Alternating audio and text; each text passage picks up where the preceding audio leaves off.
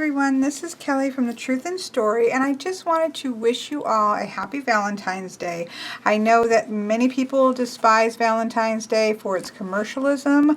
I am quite the same way, but I also do recognize that it is a day that puts the idea of love and relationships in the forefront of our minds, no matter how we might feel about it, if you're in the United States, where Valentine's Day is quite plastered everywhere.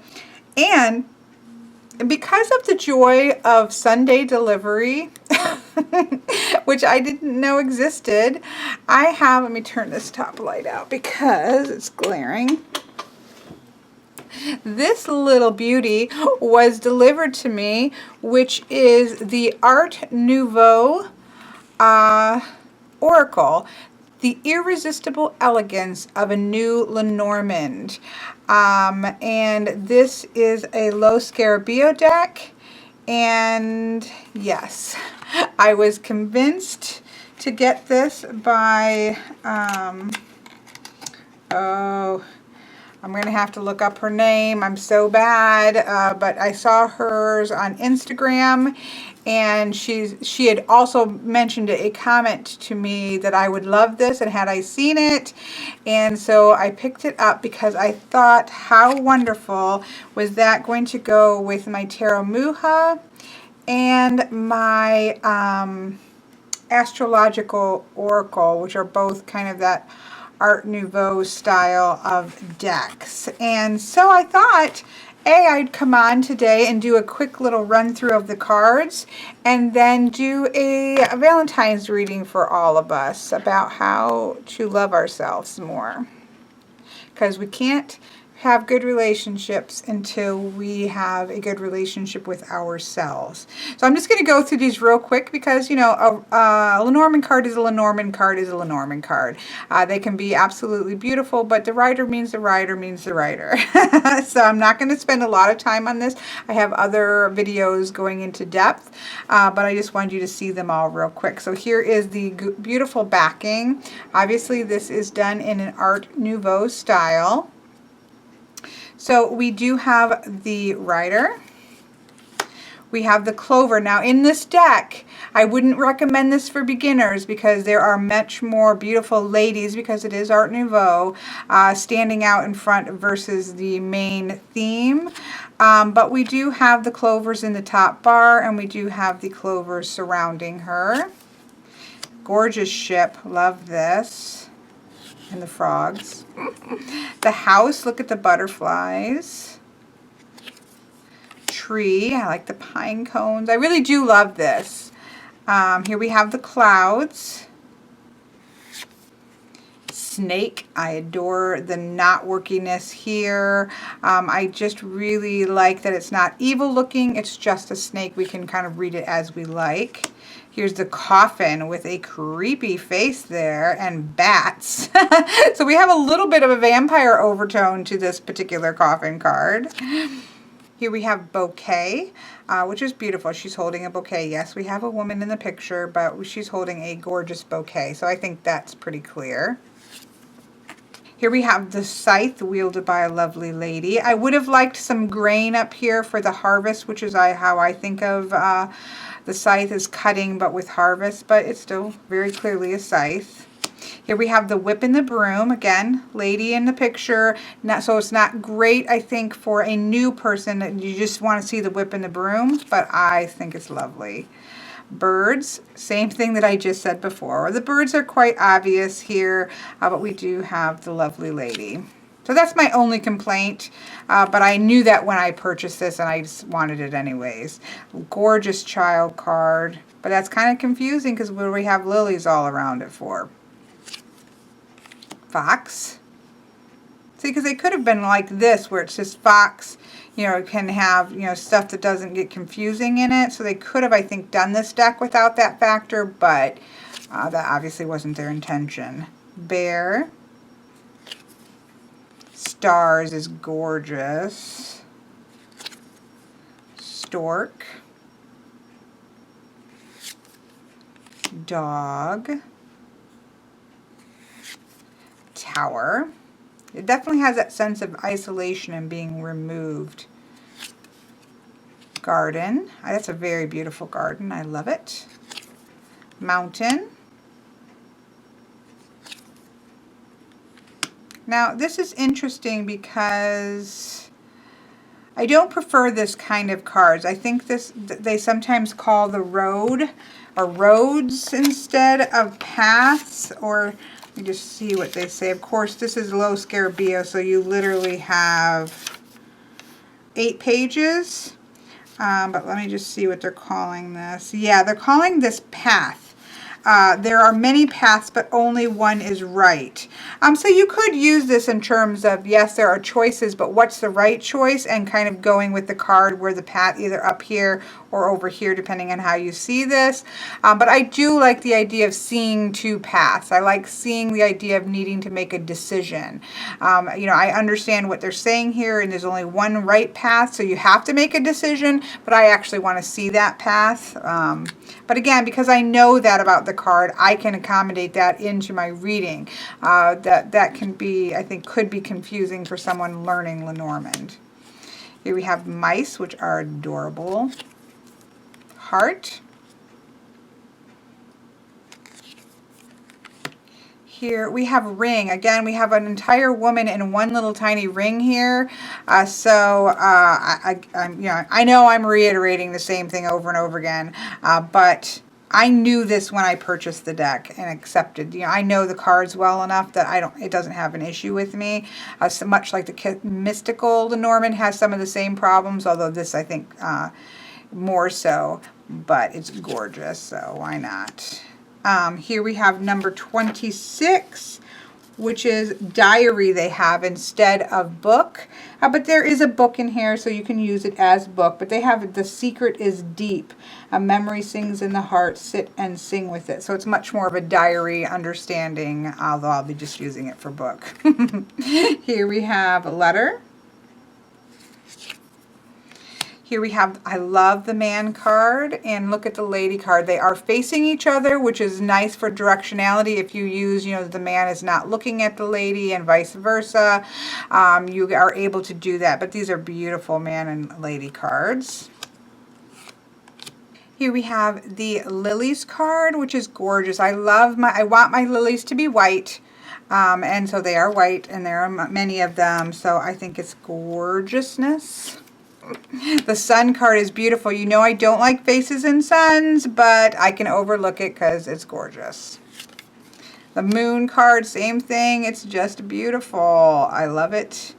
I love it. I love it. The keys. You know, again, woman, but it's pretty obviously she's dangling the key there. And then the fishes card, I love. There's more than one fish. Important for me. The anchor, she's quite lovely and looks a little flirty. And then the can't talk. And then we have the cross card. This is quite beautiful. Again, we do have a woman, but she's kind of looking down, and she does look like she could be burdened. You know, not dramatically so, but I think it's quite lovely. So again, I mean, that's kind of the oops, I got these all whopper-jawed. That's kind of the theme of this deck, that it is, you know, there are women who are could be confusing the cards, but I think if you're comfortable with Lenormand, that shouldn't be an issue. These are slightly larger, so most Lenormand cards are approximately the size of a poker card, and so you can see they're slightly wider and then definitely taller. You see, this is, I think, the same, well, this is a little bit the same width, but tall, slightly wider. This is a different deck, so a little bit larger than most Lenormand. And so it is definitely more shaped like a tarot card, but then smaller, you know, like a Lenormand card. So it's kind of a combination of the two. Like there, you know, you can see it's taller like a Lenormand or like a tarot card is. So it's a little bit larger than a typical. But not, is it as large as the mist? No. So this would be similar to the Gilded Reverie, or this is the Findicicle Kipper card. It's almost as tall, but that's still wider, so it's still smaller than that one. it's its own unique size. So I thought what I'd do is just do a quick little reading for us for Valentine's Day. Just looking more in the long lines of self-love. What are the things that we need to know about?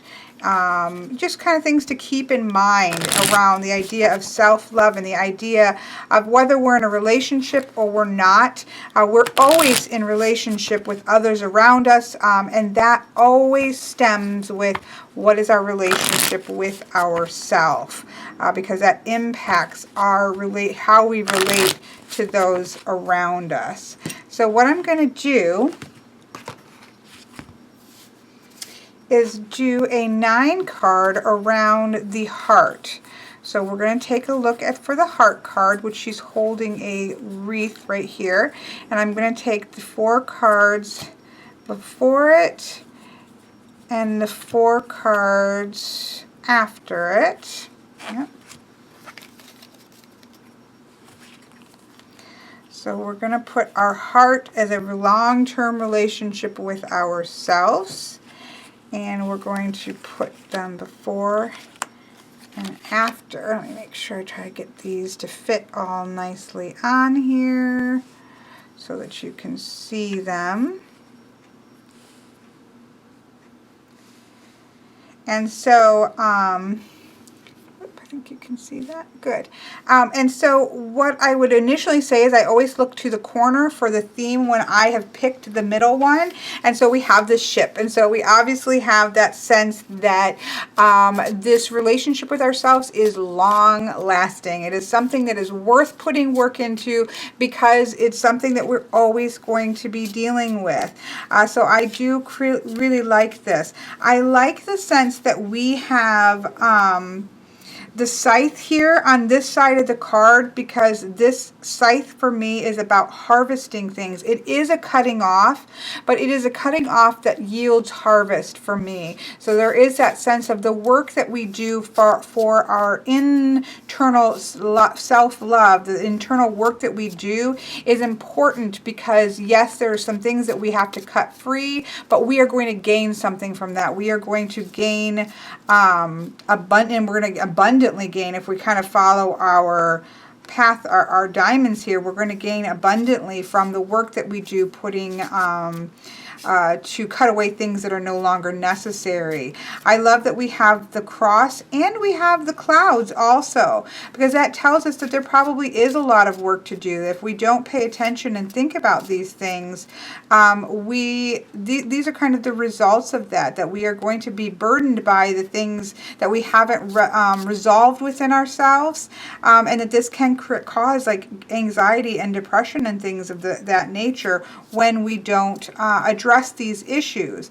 I also love that when we look to the corners here, we have the communication, that this is, but you know, communication is key in any relationship, and communicating with ourselves, being honest in our communication with ourselves about our issues and about the things that are great in ourselves and the things that need work is important. Obviously, I'm reading this very not divination. I'm reading this very much in a oracle card sense here. I'm taking grand liberties, but that's okay because I can if I feel like it. So we have that, but I love that we also have the book card, and in this deck it's the diary card, self-reflection. It's kind of sitting down and really working through our memories and kind of digging in deep in terms of journaling and that sort of thing. So I love that that is there on either side of the clouds card. So the things that are really weighing us down, we need to take the time to really think about and write about them, dig into the secrets of the things that may be causing this heaviness over the top of us that is going to impact our relationship both with ourselves and with other people, as well as that once we dig deep and work out those kind of things that are underlying, that is going to result in better communication. So I love that that's popped up. I love that this long journey is going to reap abundance and a sense of new growth and new things as we're moving forward. I think that that is also quite powerful. So, and even when you do these, we have sort of an end to difficulties when we take the time to work on ourselves and to shine the light of love inwardly. When we take that time to do that, that is going to have an end to our burdens that reaps harvest, that brings something positive to us. So, I do quite like this. I think it's a stunning, beautiful deck. I just wanted to basically show that off, but let's go ahead and just see real quick what this is going to look like, you know, with my beloved Three Voices readings. I know that Los Scarabeo has a Art Nouveau tarot that I may have to look into for the white. I'm sure it has the white borders and the whiteness here, like we're going to see in this particular deck, which may look absolutely stunning. But we're going to use the Taramuha because I love this deck. Very Rider-Waite based, Smith based. Love every card pretty much other than the Judgment card, which will probably show up because whenever that happens, generally I see. So here I have the idea of looking at and dealing with loving ourselves more in the realm of the mind and of air, and then we have fire, and we have earth, and we have water. So here we have the Ten of Pentacles, which is about abundance, right? That is about in the mind. And that can be twofold. That can be being too much in the mind. You know, that can be the sense of having too much, you know, abundance in going on in the mind, where we need to maybe take it down deeper, because here, what do we see but the, well, that's the beautiful Star card. I first was thinking moon card, but that's not the moon card. But there could be like too much going on in the mind. But we do have the idea of self-reflection. And so the Ten of Pentacles in the suit of air could be indicating that idea of it's worthwhile to spend amount of time working in the mind and working through the issues that we might have internally, and working on this cause of you know, shining the light of love inwardly, because it's going to reap great benefit. Over here in the suit of wands, which is where our passions lie, where that transformative energy of fire, we have the Chariot. So that's the idea of gaining confidence, right? I don't particularly love Rider-Waite Smith versions of the Chariot because they just look like they're plunked down there and not moving. But the Chariot is about moving confidently in unstable waters and moving forward with self-confidence, and that is something that we're going to reap by doing the internal work that we're doing to become stronger inwardly. Is that's going to allow us to move forward with confidence, and that is going to impact all of our relationships, including the ones with ourselves. In the realm of earth, which is where our everyday life and our stability lies, we have the sense of the star, which is all about hope. It's the idea of that guiding light, of moving forward, and having hope for the future, having hope when we think about self-love as really digging into shadow, really digging into digging into the internal aspects of ourselves, but it has an impact on our earth parts of ourselves, the grounded parts, the parts that are our daily living parts. It affects it. And so once we can deal with these kind of issues and come to this terms with ourselves and light our own selves with love for ourselves, that's going to impact and give hope to our daily living and the things that we have to do within the very physical aspect of the world.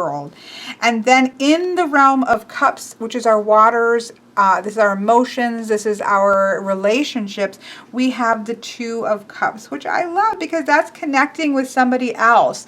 And so we kind of have that movement here of doing this work to help and love our own selves and heal our own selves. Doing all this work is going to cause us to only have better relationships when we're connecting outwardly with other people.